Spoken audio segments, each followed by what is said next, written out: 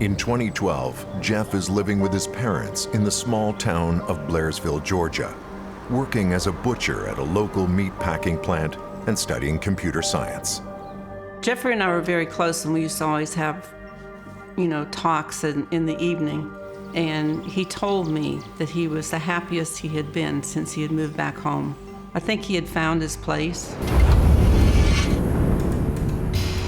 In late September 2012, Jeff is invited to go on a hunting trip with his friend David Smith, a former co-worker at the meatpacking plant.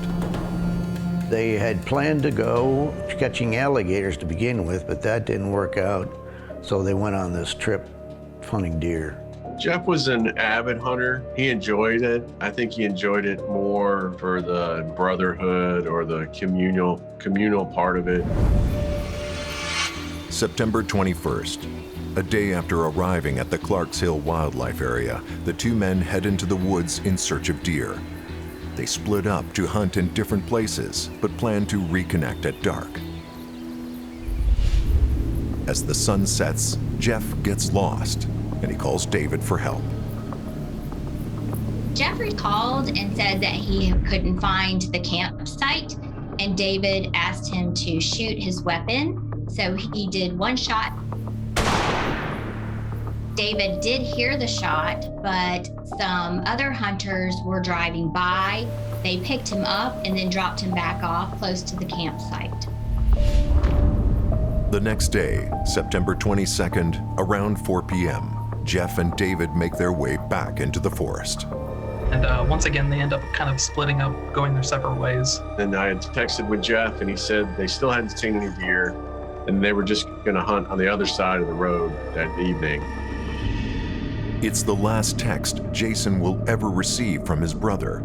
As darkness begins to fall, Jeff gets turned around again, trying to make his way out of the woods.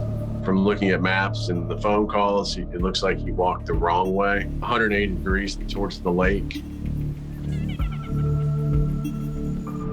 David's in his truck giving some hunters a lift to their car when he sees he has a voicemail from Jeff.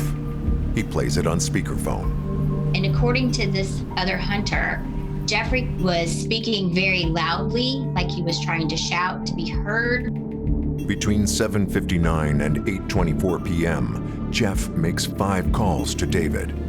He tells him he's lost and asks him to honk his horn. Then Jeff fires his rifle into the air like he did the night before to try to help pinpoint his location. 2 shots ring out. David heard the 2 shots, and those shots were witnessed by other hunters who said that, yes, they also heard those shots.